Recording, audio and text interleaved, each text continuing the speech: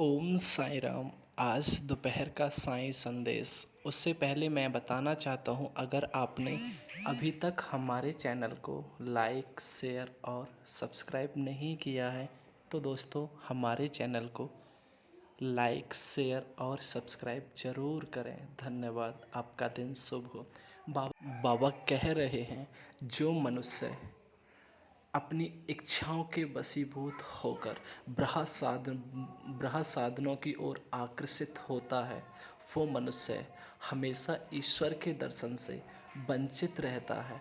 ऐसे मनुष्य को जो ब्रह चीज़ों पर विश्वास करता है, वो कभी ईश्वर के दर्शन नहीं कर पाता है। वो सदैव के लिए, जन्मों जन्मांतर के लिए ईश्वर के दर्शन से वंचित रह जाता है। ऐसे मनुष्य को ईश्वर कभी दर्शन नहीं देते और ना ही ऐसे मनुष्य को कभी संतोष की प्राप्ति होती है और ना ही उसे ईश्वर के प्रेम की प्राप्ति होती है। ऐसे इंसान ना कभी संतोष पा सकते हैं अपने जीवन में और ना ही ऐसे इंसानों को कभी भी ईश्वर के प्रेम की प्राप्ति हो सकती है।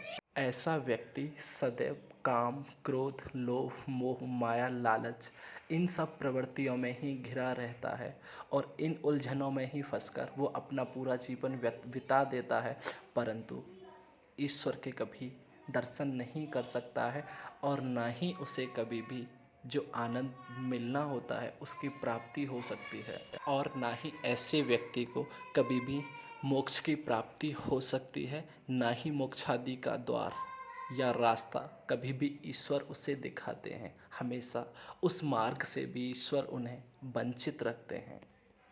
मनुष्य को सदैव स्वयं को सांसारिक मोह माया इन सब वस्तुओं से दूर ही रखना चाहिए, तभी उसे ईश्वर की प्राप्ति हो सकती है।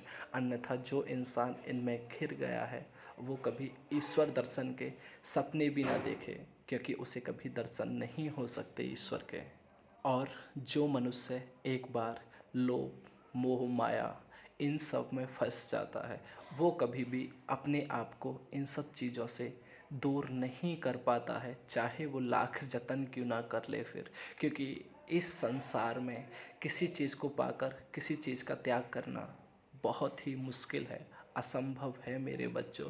इसलिए हो सके तो जितना इन चीज़ों का त्याग कर सको उतना त्याग करने की कोशिश करो। मेरी शरण में अवश्य ही तुम्हें जगह मिलेगी और जो मेरा प्यार है वो हमेशा तुम्हारे लिए ही रहेगा। मैं समस्त इच्छाओं को भी पूर्ण कर दूंगा तुम्हारी। ओम साई राम।